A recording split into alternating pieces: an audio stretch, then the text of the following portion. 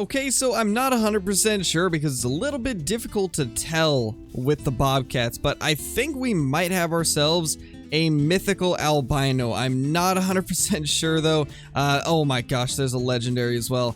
Well, that I did not see before, but I think there's a mythical really close that might be an albino. I did not even know there was a 9 here. Okay, this says just got a little crazier. And this is on my own map, so this is from the respawns we got from our last live stream. By the time this goes out, it'll probably have been a little while since that live stream happened, but I'm almost positive that there's an albino. And I mean, now even if there isn't, we do have a level 9, so there's that at least. Okay, so none of them are coming back, and I think that's probably because of the fact that it just hit 7 o'clock, which is the end of their first string time. So if these guys had a zone that ended at 7 o'clock, then that is going to be why they've left. So we might have to go reset the time, but I guess at the very minimum, ooh, there it is. That is the mythical. I definitely don't think it's albino now. That looks like a normal one, but we do have that level 9 that we can at least go after, which is crazy. I did not expect to see a level 9 here. I started recording because I spotted this level 8 that looked like it might have been an albino, and then we spot a level 9 as well, so I guess that is pretty awesome. This has been our luck with the Bobcats recently. We've been finding lots of good level 9s, and then we also got that albino. It's been pretty good, and I've been having a lot of fun hunting these. Let's see, is it an albino? No, it's a common. I kind of figured it is just a common, unfortunately. In the lighting that I saw it originally, it looked very albino. But it clearly wasn't, so that's a bit unfortunate. But now we gotta chase down that level 9. And I think it was the red fur type, which is one of my favorites. And of course, after switching the time, there's only one that doesn't show up, and that is the level 9. The others are over here. We got a 7 and a 6. But our level 9 is nowhere to be seen, which honestly, that seems to be the way it would go. So I fast traveled away to give this guy a little bit of time to arrive back at his zone, and I just heard a warning call when I fast traveled back here, so I'm assuming that he's here. And I've decided that we're going to take him with the muzzleloader with the round ball ammunition, just to make this a little bit interesting, because I do really like using the round ball. It's quite an interesting ammunition to use on a diamond, and since it can take class 3, I figured this would be perfect. So the wind is like slowly shifting into the worst possible direction.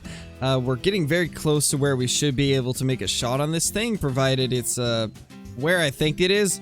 I haven't actually got to see it yet. I'm just basing everything off of its calls.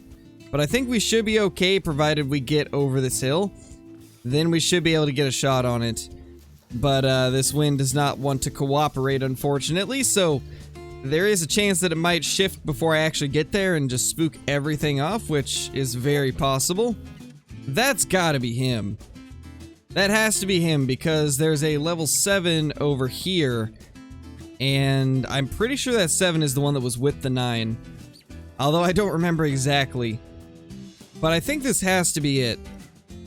And if so, then okay, that's the level 6, but oh, this is actually the one that was with the 9.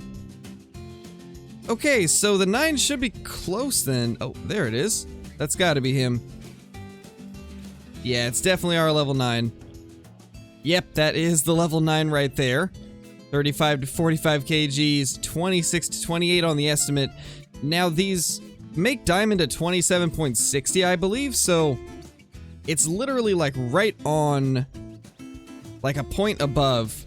So this thing probably will make it, but it's so hard to tell with these Bobcats. They troll quite often and are not the easiest to actually get them to make diamond. We got him to go alert. Once he goes broadside, we should be able to get a shot. It's so difficult to get a broadside shot if they're not just broadside by default, because they kind of flip around a lot. It's pretty difficult to get in there. Maybe we can make a shot like that once it moves its head again. Yep, that was the move. So at least we know the round ball can do pretty decent on frontal shots for a Bobcat. Frontal and slightly angled downwards, actually.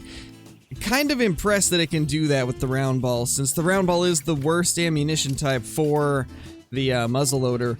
But unlike a lot of guns, the worst ammunition for the muzzleloader is still miles better than something like a 243 or a 30-30, so it's still pretty usable on pretty much everything.